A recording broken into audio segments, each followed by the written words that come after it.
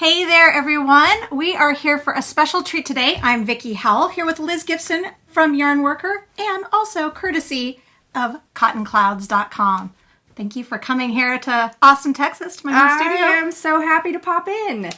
It's been fabulous. I think I've been a part of your projects, in the yarning world. For years. Yeah. For years. But I think the last time I saw you here in Austin was at a Kelly Deal show at Hill Country Weavers maybe 6 years ago. Yeah. So love having you back. And thrilled to have you here to talk about all that is cotton. We're about to get a little bit warmer here. It's already starting here in Austin. East Coasters, I know you've got a little bit of time. But it's a great time to really think about cotton. And there's a lot of preconceptions about cotton, that there's kind of one kind that you crochet dishcloths out of. But your passion, one of your passions is weaving. So you're going to talk a little bit about that. You're also going to talk about different types of cottons, and then maybe give us a little weaving tutorial. Mm-hmm. All right, awesome. Mm-hmm. So why don't you start, first of all, let's say hi to everyone. Rhonda, hello. Cindy, Teresa. If you've ever worked with a cotton, if you've got a favorite type of cotton, please share it with us. We love links. Remember, the comment section is a community. If you've ever woven before, hello, Teresa in New Zealand. So good to see you. Nancy, love cotton but tough on your hands. I have a feeling we're going to address that. So some great comments. Please share. If you've made anything with cotton, either woven or knitting or crochet or whatever else you could do with it, please share. We love the inspiration. So if you're, and also I want to say, if you're watching later on YouTube, we will post when the demonstration starts, so you know where to fast forward to, because you won't be seeing all these scrolling comments. We will also put the website and a discount code we're going to be talking about later in both the comment sections and description. Liz, tell us about cotton. Well, I am so happy to talk about this subject. So I live in the Southwest, so cotton is a year-round fiber for me. Mm-hmm. But it is a miraculous fiber in that it's the everyday cashmere. It's a short stapled fiber. It's really strong. It comes from these little miraculous plants. And it comes... Hold them up closer. Yeah, natural colors. So people always think of it as color. Being... Isn't that gorgeous? And, it kind of mocks the colors of some wool. Yes. It does look like roving a little bit. You get this fluffy, and it's tiny, short stapled fiber, which is why it tends to want to be spun fine and with a good tight twist. Because it's shorter. Okay. So for our gal who asked about it being hard on your hands, it's often spun very tight to keep that integrity together. So yarn is made up of a bunch of plies. So when for the crocheters and knitters in the house... So they can see you. They're only seeing your mouth. Oh, here we go. That you'll look at something that has a nice soft spin to it and these really yummy novelty cottons. Okay, let's show them that. So you've got this thin pick and a thick pick that makes up a cotton. So if you're looking for something that's soft on your hands, this is an awesome choice. And you've worked with this before, I love right? this. I actually designed a blanket out of this. This is a seedling, right? Yeah. I think it was either seedling or sprout in my We Garter Stitch baby book, because great for babies, washable, but this is really soft. This isn't going to be like the go-to cotton that you would make a washcloth that needs to be durable because you're scrubbing. Yeah. Right? And cotton is incredibly durable, and it'll absorb up to 3 times its weight in water, and it wicks away moisture naturally. So just like merino would. Exactly. I mean, it really is the merino of our cellulose world. And that's what, I teamed up with Irene many years ago because she realized the same thing that I did, that finding great quality cotton yarns isn't as easy as you might think. It's not that easy. And Irene is the owner of Cotton Clouds. You can go to cottonclouds.com to see any of the things that we're talking about today, correct? Okay, absolutely. Good. All right, so this is one kind we talked about. We've seen the OG source of cotton. Talk about the other types of cotton that you brought us today. Well, and as a weaver, because I'm using a loom, I'm not handling the yarns in the same way that a knitter or crochet might. And I'm looking for some good tight twist that gives my fabric some stitch definition, right? It's the same thing as in knitting. The tighter the twist, the firmer the yarn. So if we look at cone yarns, we think of ubiquitous cone yarns as what is a weaver's yarn. You can also do lace. With this, it is an unmercerized cotton. So cotton is either mercerized or unmercerized. So it's either shiny or matte.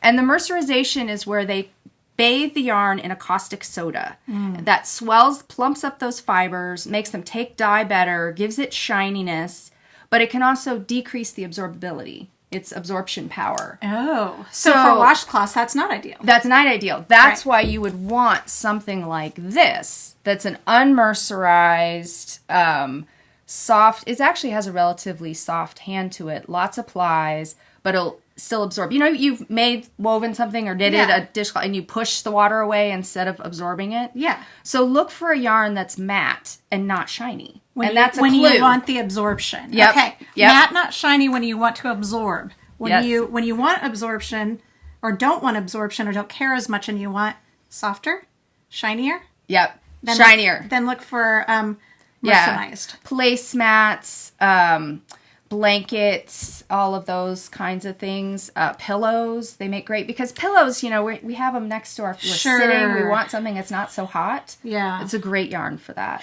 Does the mercerization, does that change the drape at all? Does it change the way? Well, you know, drape is so, it makes it a little crisper and cleaner. Okay. So, but drape is so affected by your stitch and your Sure. fabric, less so in this case than the yarn itself. Okay. And for me, I love the organic, naturally colored cottons. Yes. It is one of the places where organic really informs. I mean, we love organic, particularly for baby. The naturally colored colors are gorgeous, but because they're less processed, it actually has a huge impact on the fiber itself. So we're not sort of scouring it with an inch of its lives. And when cotton is harvested, they'll often use treatments that make it easier to harvest, but can affect the fiber. Yeah. So this not only gives you an organic treatment that's good for your skin, anyone with sensitivity, it also creates, in my mind, a superior fiber. Yeah, and it's, you can't tell this. I always say I wish we had feel-o-vision, but you can tell that this is going to drape beautifully. So if you were doing a spring scarf, you don't always think of cotton for scarves, but this would be great. There was a couple of points that I saw scrolling by that I wanted to address. Joyce said that not being mercerized is why her washcloths fade so fast. I thought that was a great point. Yes. So that was one. Somebody else mentioned not getting the show. The show, which Cotton Clouds was a backer for, is the Knit Show. She said that she doesn't get it in Michigan. It's actually streams on YouTube, so you can be in Michigan or you can be in Melbourne, Australia, and still see it. So go to thenitshow.com or YouTube to check it out. All right, keep going. Yeah. So you've got your organic, and then, just talking a little bit about cone yarns, because for the weavers, we love, we have our yarns on cones or spools. Sure. Because there can be a difference, but it's easier for us to put up. So I get that question a lot from knitters and crocheters who are interested in weaving, and they say, oh, well, I have to go out and buy coned yarn, right? Like, this is what I have to get. The good news, particularly about the kind of weaving I do, is that all of these yarns you can weave with. And essentially, whether it's a cone or a skein, it's not off limit for one craft or the other. Okay, perfect. Yeah. Perfect. Yeah. Do you want to talk about this one that you brought? Yes. I love all that is chunky. I'm going to have you scoot back so they can see. Yes. So this is your classic mop cotton.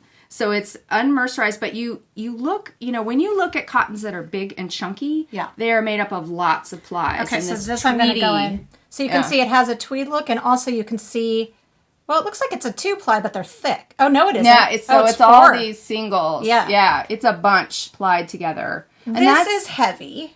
Great for a bag. Yes. Great for a bag. Would you weave with it? Oh, absolutely. Yes. There's this fabulous technique of thick and thin. So I would take a pass of this and a pass of a thinner yarn, and you get this really lovely textured, and it works up so quick. Yeah. I have to say, weaving is way faster than knitting. When we're done, I'm going to show you. I actually bought some yarn that looks like this. It is not, it's actually wool, it's cotton, but very similar looking, and I bought it in New Mexico at a Santa Fe artisan shop. She's from New Mexico, so I'll have to show you that. Stomping grounds. Yeah. Okay, so did you show all the yarns? Is there another cotton? Got it. Okay. Yep. All right, so what we thought would be fun is some of us knitters and crocheters have already dabbled a little bit in weaving, and some really want to. We've worked on flat panels, but there's also this great machine called the Cricket, and I think it's kind of the gateway. I really do. It's portable. For those of you that have followed me for a long time, we actually did a demonstration on Knitting Daily on PBS years ago with them. Really fun. And we thought that we would just do a quick demo just so you can check it out. And these looms are available on cottonclouds.com if you're interested in delving into it. All right, so what I'm going to do is I'm going to flip the camera around. Y'all have been with me long enough to know that this process is never pretty. So just wait, and then we will watch her go. All right. All right, so this is the loom. This is a rigid huddle loom, and the Cricket, in my mind, is a great place to start. And I have been teaching knitters to weave for, 15 years now. Mm-hmm. And the thing that weaving does so well, if you love weaving for the home, if you love home items, like getting my, if I do that, they get my dirty studio. They just need to hear. Yeah. So, knitting is so good at shaping, but when you're doing big pieces, blankets, towels, placemats, the like, cotton, right? Something like this, which incorporates two of the yarns we're talking about. These are unmercerized, a thick pick, with just a thin pick that we saw on that cone woven, so the stripes just pop out. This project takes me, once you got your chops down, to set up the loom takes about 30 minutes, and then to weave them off takes a couple of hours. I mean, it really can be I feel like the setup is the life commitment in weaving, and that's not something that I knew going in. Yep. This loom, you can warp it in 20 minutes or less, once you know. So let's show how to do the basic passes. So there's 2 steps. Once you're all loaded up, there's 2 steps to weaving. You got to be warped to weave. Okay. So we are warped. We have the loom set up. Tell everyone what that means in case we don't know. Yeah. So warping is the process. The yarn held taut on the loom is called warp. Mm-hmm. And so that's how we remember it. You have to be warped to weave. And that's also the direction that it's going, correct? Yep. Okay. Yeah, so they are the yarns held taut. And then we weave. This is a stick shuttle, and so I've wound it up with this thin pick. And in this loom, it does a lot of the work for you once you have it set up. And it is relatively straightforward to set up. So we can make our plain weave passes by putting, this is called the heddle. And you can see, I just want you to see, you can see how that separated the yarns, and which will make what she's about to do easier. Yeah, so the slot and hole construction is extremely clever. And we will pass the shuttle through. So the shuttle, the weft, which is what this is called in weaving vernacular, the yarns that go from weft to right. Nice. I do love a good pun. Okay, so this is the weft, going this way, warp, weft. And then you can slide it into place here. I want to just show to them too, because this is something I learned later. Can you scoot back just a little bit? Yep. If you'll notice, she did not take the piece of yarn and put it completely horizontally. You can see that she has it at an angle. Will you explain the reasoning behind that? Absolutely. So when the yarn travels, it's not traveling in a straight line. It's going over, under, over, under, over, under. Mm-hmm. And if you don't allow room for it to travel, that's where you get the ubiquitous draw in. Meaning it'll be uneven on the side. Yep. You'll start having your yarns pull in, or you'll have too much and you'll have loops on the side. So we play with that weft angle, press it into place, and then we can easily change the shed here and pass it down. And then you push the shuttle through. This is the mesmerizing, this is like the garter stitch of weaving. Just back and forth. Yep. Back and forth, plain weave. You can infinitely play around with color and texture and yarn. And a lot of those yarns that you have in your stash, maybe you have some cotton, maybe you have some pieces that you want to mix. This is a great way to use it. So we're going to press our yarns into place here, and down we go. So this also acts as like the comb that some of the flat loom weavers have seen. So see, it has all these little slots. You can see when she bumps it down, she's really using that to create this really tightly woven fabric. So if you've been experimenting, we know the wall hangings are popular. Frame loom weaving is amazing. Like, there's amazing things going on.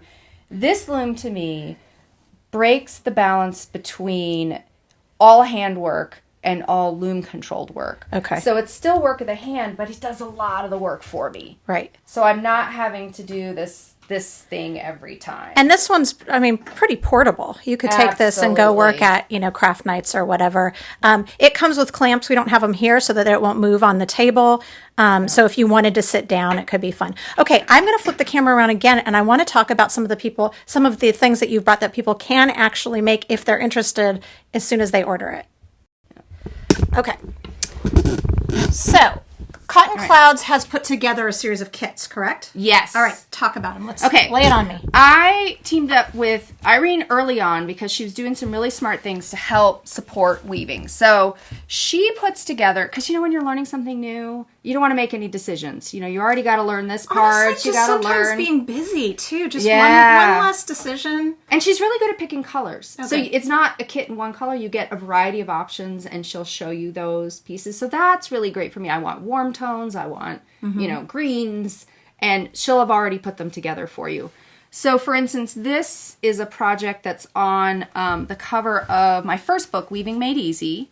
So she has kit this up for you with just the yarns that you need, and she always has a little extra. Yep. Well, it's called Dealer's Choice because you can do placemat or towel. So it's good for both ways. And look, it even has, look at that detailing. It even has a nice little hem.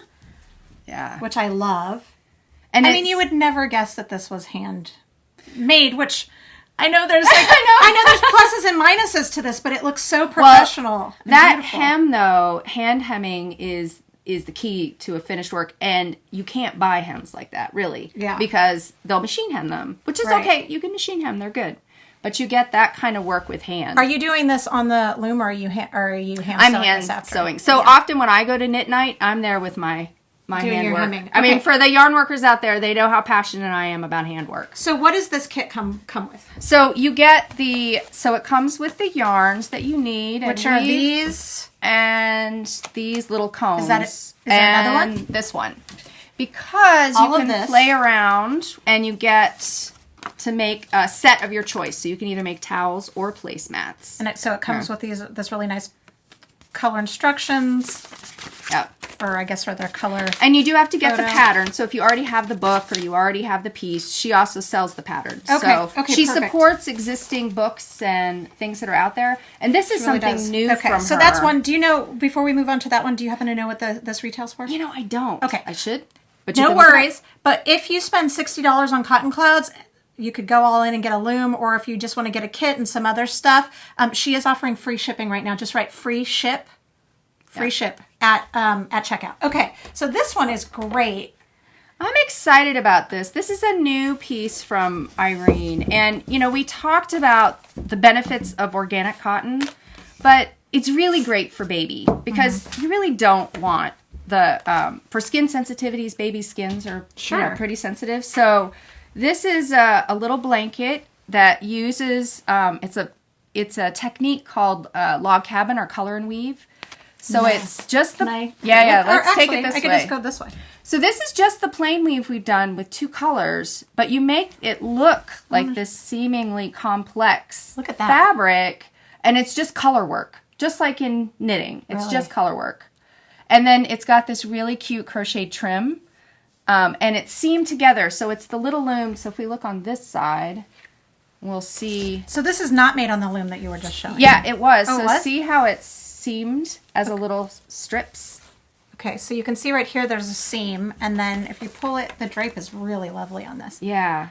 You know what I love about blankets like this is that it doesn't look babyish, so that they can use it. Absolutely. They can kind of carry it with them. I mean, obviously it's not big enough for an adult, but it would be nice just thrown over something. I use these a lot. I teach a lot in Texas, Florida, New Mexico, and this weight is actually really lovely as a lap blanket for an adult. So it's pretty versatile in that sense. Or a wrap would be great. Yeah, so small looms can be really powerful. You can do amazing things. We're doing a weave along right now where we're doing a double weave throw, which is a more advanced technique, but we take our narrow loom, we're actually able to weave a fabric twice as wide as the loom itself. Really? Yeah. It's kind of a crazy technique. We're having a lot of fun with it. Well, so fun. Well, so what comes in that kit? So you get all the yarns here. These are the yarns. So you get, and let's see, we don't have the light one. We have this actual kit. But, okay, so there's a light one, and then... Yep, in this style of yarn. How many hanks does it take? Do you know? I don't. It probably says. Yeah. Anyways, it comes with everything that all the yarn supplies that you need for this. Yeah. And so you don't have to hunt down the quantities and the... Sure. And then you have a cute bebe photo to go with it. So cute. It's a really clever design, and it's fun. And as I said, it's faster. Once you have that, it goes really quick, so you can get big pieces. Because we're working row by row, as you can see, instead of stitch by stitch. Right. So, and fast isn't, I always say though, it isn't always the goal, right? Right. I mean, we do this so we'll slow down. It is slow fashion, I guess. Yeah. So for people that have been sort of thinking about weaving, which of these projects would you suggest first if this was one of their first projects? Out of the two kits. I would definitely go with the towels. The towels. So the towels are a great place to begin. And they're something that you don't always knit, right? Like we do knit towels and washcloths, but woven pieces are a nice complement to what you're doing. Yeah, absolutely. Yeah. This would be amazing longer as a table runner too. It's really great. Yeah. Well, so I love this. I love all the cotton stuff. It's definitely the time of the year to really shift our focus to cotton. And I may have to bust out my Cricket Loom again. It's time. It's been in seclusion. It's been grounded because I Well, I do have at yarnworker.com, which is my website. I have a frequently asked questions site about rigid huddle weaving because it's like all I do. Sure. So rigid huddle loom sounds like this crazy big complicated name. Yeah. And it's actually just this thing for the piece. The piece we were weaving with is the rigid huddle. So it sort of breaks down all those questions that might be popping into your head. Okay, and we will put the link in the show notes on Facebook and in the description on YouTube.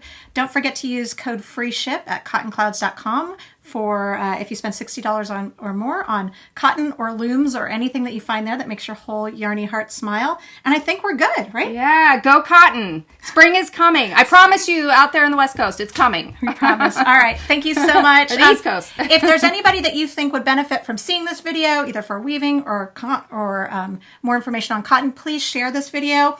Algorithms see more if they're shared by people who watch, and we appreciate you, community, for sharing. All right.